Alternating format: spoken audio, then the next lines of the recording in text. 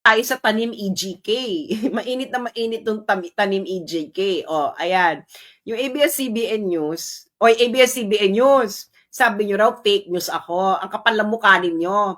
Kayong mga nakikinig sa akin, unfollow ABS-CBN. Kung pinagtulungan, naalala nyo, pinagtulungan ng mainstream media, si Digong noon, in favor of Mar Rojas. Do you remember that? Ngayon, they are now pinagtutulong-tulungan nila si Digong in favor of Bongbong Marcos. Wag na tayo magplastikan.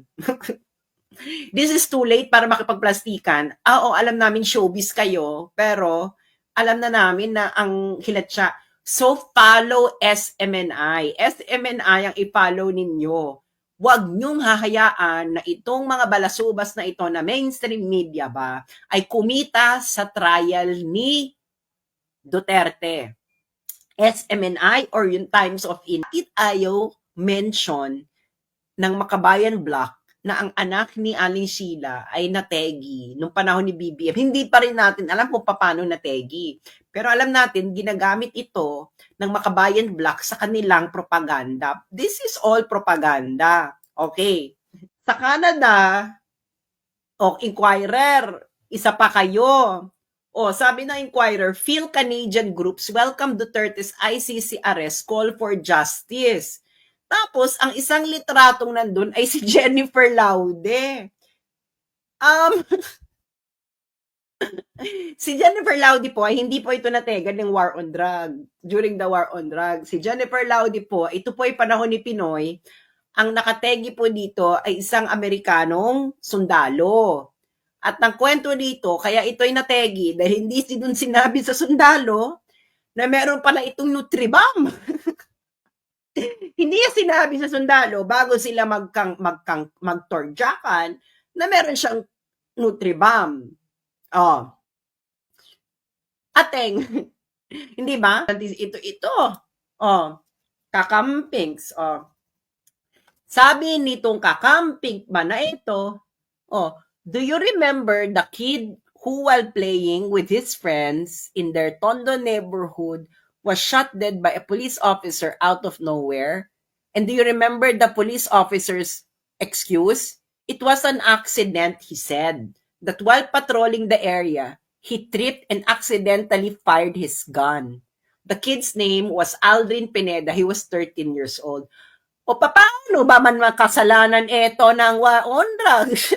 Itong may bilog ito na white. Ayan. Okay, yung mga binandera nyo sa harapan, yung white na yan is si Dr. Dreyfus Perals. Si Dr. Dreyfus Perals ay nategi noong March 2017 sa Lanao del Norte. Nahuli po ang tumegi noong January 22. Siya po ay not EGK. Okay? Yan ay si Dr. Winston Andutan. Namatay yan noong December 2021.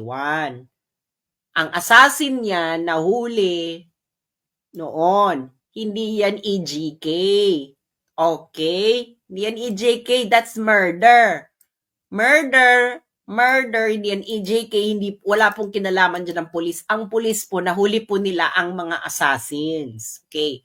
Ngayon, etong may pula, yung pula na nakabali, bilog-bilog dyan, yan ay si Dr. Maria Lourdes Tangco. Okay, sino si Dr. Maria Lourdes Tangco? Hindi ako nang red tag, kayong mga mahilig man red tag, pero inako na mismo yan ng nino? Ng CPP-NPA mismo. Ayan. Ito, yung bulatlat, yan ang official pahayagan yan ng CPP-NPA. Ayan, yung hawak-hawak nila si Lutangco na doktor. Lutangco, revolutionary doctor and people's martyr, kuning-kuning. Okay, kaya tanungin mo,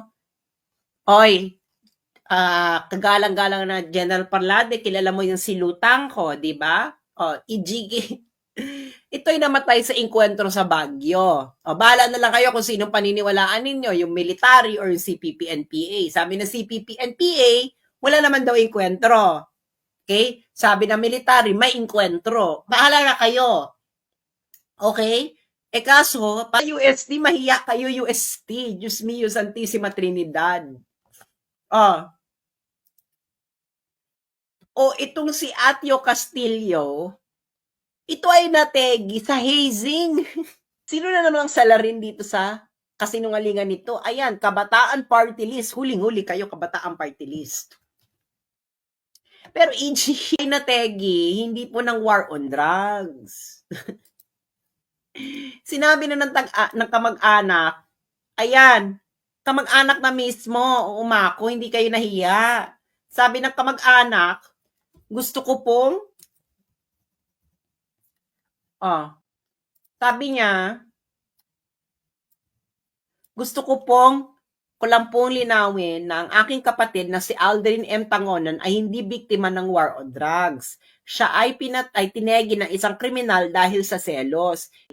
Kung Attorney Conti, alam mo, mahiya ka sa sarili mo.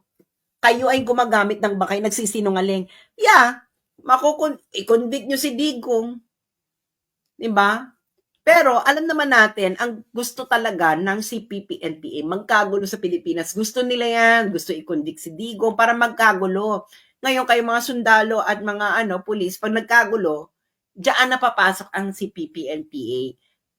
Love na love nila yan. Magkagulo. Alam nyo yan, mga sundalo at pulis, na yan na ang taktika ng CPP-NPA. Gusto nilang magkagulo. Wala silang pakialam sa hustisya na yan. Dahil kung may pakialam sila sa hustisya, bakit yung football player, brutal ang pagkakategi ng CPP-NPA. Naalala niyo yon? Grabe.